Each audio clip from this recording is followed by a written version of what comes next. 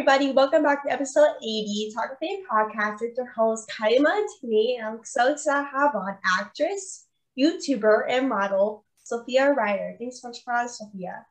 Hi, thank you so much for having me. Absolutely. So you are an actress. What made you want to start doing that and basically being part of the entertainment industry? Because for especially women our age and younger generations, it's very hard for as a woman to be in the industry. So what made you want to be part of that? So, becoming an actress was like I didn't even know it was something I could do. I didn't know people did acting as a job like growing up. Mm-hmm. And then when I became like aware that was a possibility, it was something that interested me. And I was just like, I really want to be on a TV show. That would be so cool. I know I could do it. And I kind of just looked into it and then started going out on my own, just like submitting myself to my own things, like to like different agents. And I don't know, I got signed to an agent, and then yeah, I've just been acting since then. But oh my gosh, like what was the experience like for you, like kind of growing as an actress? Like what was like the hardest part for you to basically being able to find an agent and all these things? So luckily for me, I want to say it wasn't that hard because I got headshots. I just researched online, and then it said like get headshots, submit to agencies. So I got headshots. I went to New York to get headshots, and then I was just submitting to any agent I possibly could.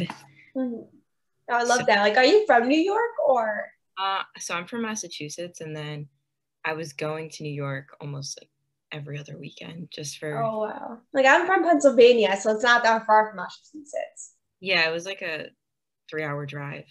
Oh wow! From like where you live? Like, do you live by like Boston or? It was like 40 minutes probably. Oh, gotcha.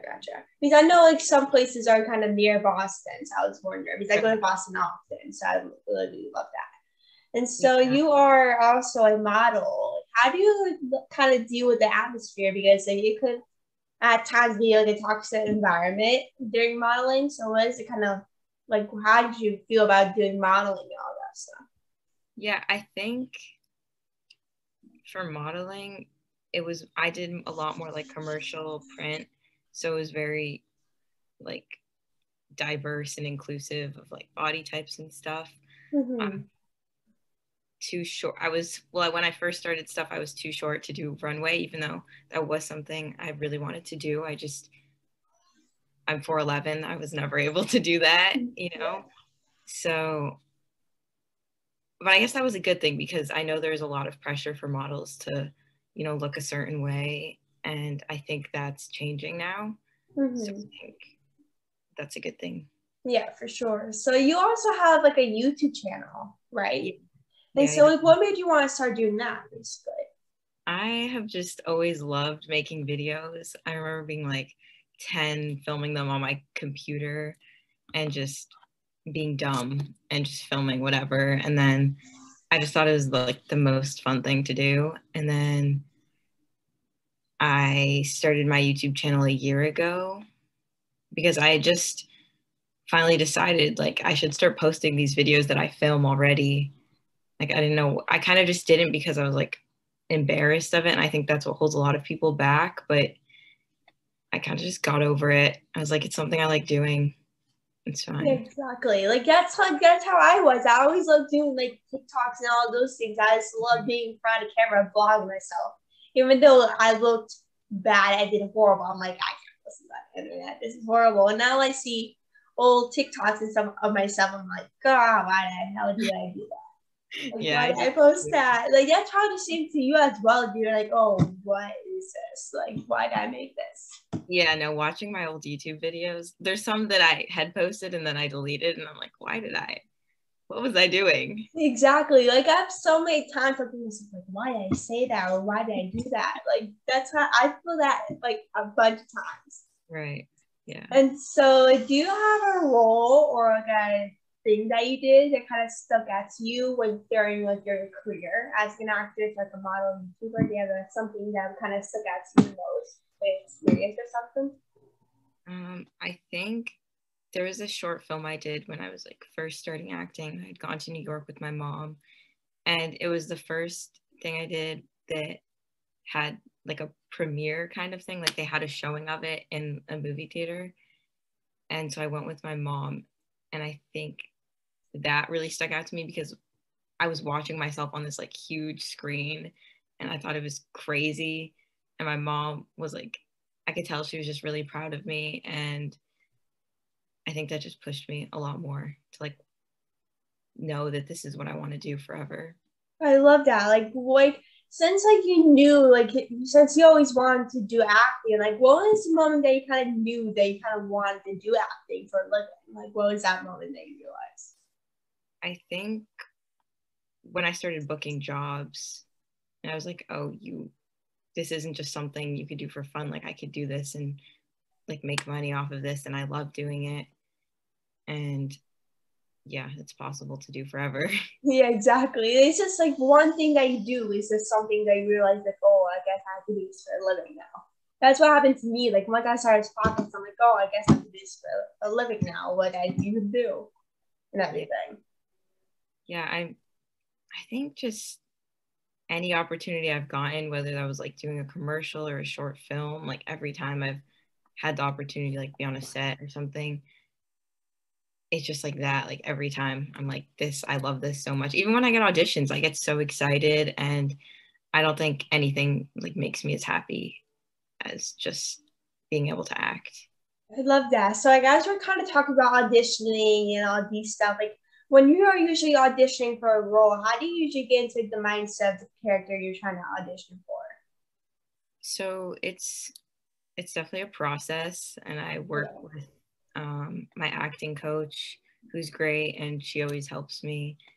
And we kind of just do a lot of research. Like if the character is, let me think quick. If the character has like an experience that I like, if they played softball or something, and she's like really good at softball, and I know nothing about softball, I would probably watch some YouTube videos about it, like do as much research I can about that to kind of help me figure out the character a bit better.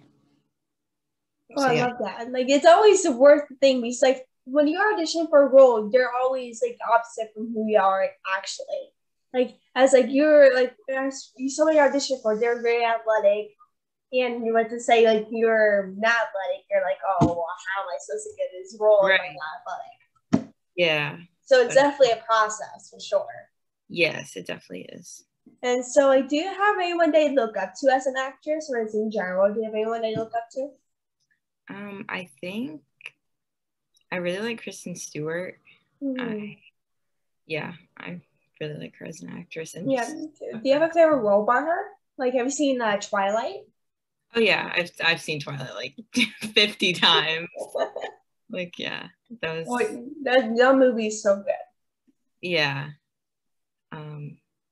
Yeah, I love Twilight. And so, like, where do you kind of see yourself in the next 5 years as an actress? Like, do you see yourself like big, or do you see yourself getting a lot of roles? Like, where do you kind of see yourself in 5 years? I honestly haven't thought that far ahead in my life about anything, but hopefully just working to any like extent. I'm not really, yeah, just like on a set working on whatever project I can. Yeah, I Still, love that. Like, that's how I am. When people ask me where I see myself 5 years, I'm like, how am I supposed to think that far ahead? And they got yeah, totally I mean, 5 years, like so much could happen in 5 years. Yeah, exactly. Like, how about we focus on the moment, so wait 5 years and see what's gonna happen then. Yeah, I And don't even know what I'm doing tomorrow. Like, yeah, exactly. I don't know what five I'm doing next couple of days. Like, how am I supposed to know what I'm doing in 5 years? right. And so, like, I can't even remember what I did 2 days ago. Like, Me either. and so, like, the final question is, what is some advice for younger generations that like to be like an actress one day? Wait, sorry, I could not hear part of that. What did you say? Oh, no worries. So the final question is, what is some advice to younger generations that to be like an actress one day? Okay. Just start. If you think it's something you want to do forever, just start, whether it's plays, like in your community theater, like musicals. Start sending your headshots to agents. If you don't have headshots, go get headshots. Like anything, submit yourself. If you don't have an agent, just anything you can do like helps. And really try your best to like work as hard as possible, because it's really competitive. And you kind of just have to push yourself a lot if it's what you really want to do. Exactly. Because the entertainment industry is really hard, especially as a woman. Like, it's very hard to deal with all of these things that we're dealing with in the industry. So it's very hard to deal with. Like, everyone thinks like the entertainment industry is so easy. Like, oh, this is so easy. You just have to do these things. Like, it's so easy. Then they're in the entertainment industry. You're like, oh yeah, this shit's hard. Like, yeah. And like, you don't know how hard it is until you at least try it. Like, it's so hard. Yeah, it's definitely not like, yeah, it's definitely not easy. I can say that. It's definitely not easy. And so thank you so much for jumping on the podcast. It was so great to speak with you. You're awesome, and you're such a blast. And we'll definitely catch up soon and do some more things. Thanks so much. Thank you so much. Absolutely. Bye.